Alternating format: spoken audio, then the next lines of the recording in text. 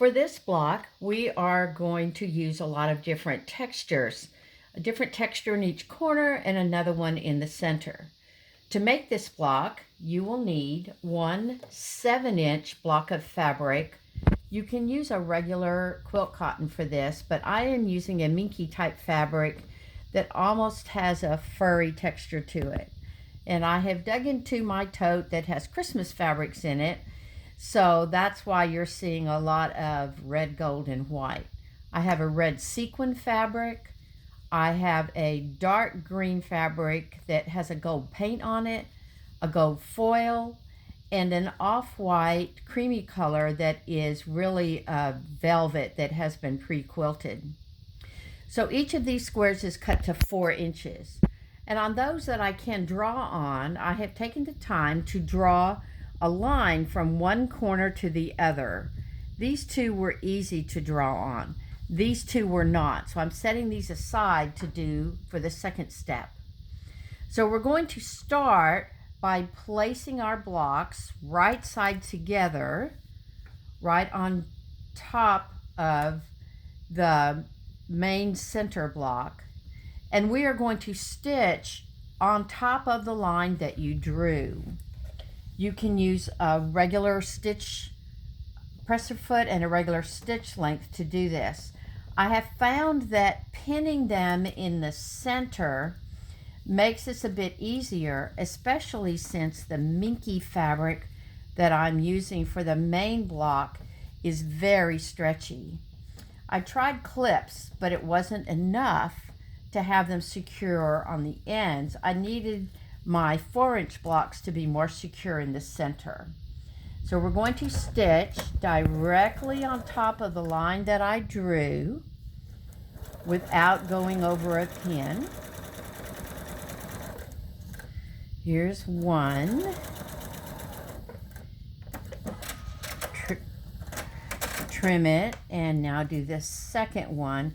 Again, stitching directly on top of the line that I drew.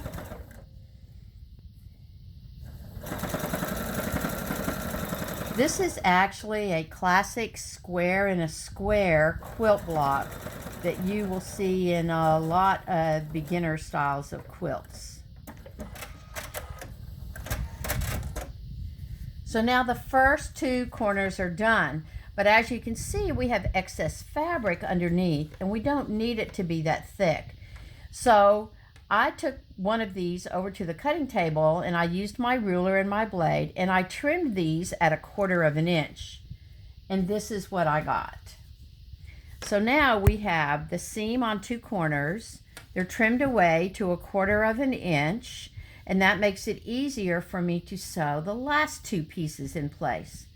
Again, right sides together, and this was harder to mark on. So I'm just going to eyeball it from corner to corner.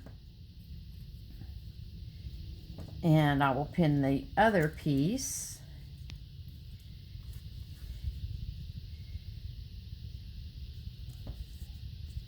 Making sure that I secure close to where those corners are.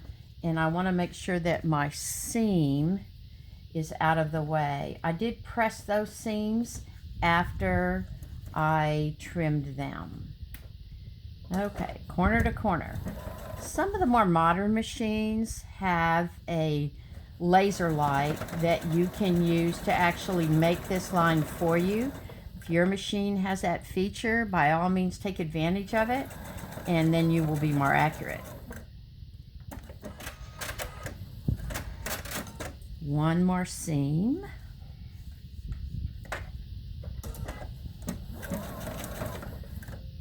I'm just eyeballing it again.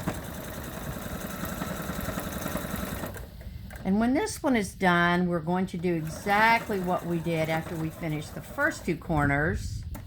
And we're going to take it over to the cutting table.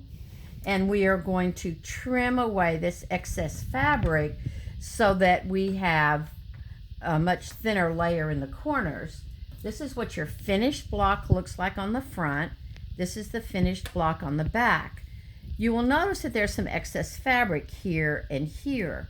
When you add the rest of your blocks and you use a 1/2 inch seam, these points will end up being right at the seam and this excess won't be seen. But you'll have a nice block with 4 different textures. This is our texture block for our Dementia lap pad.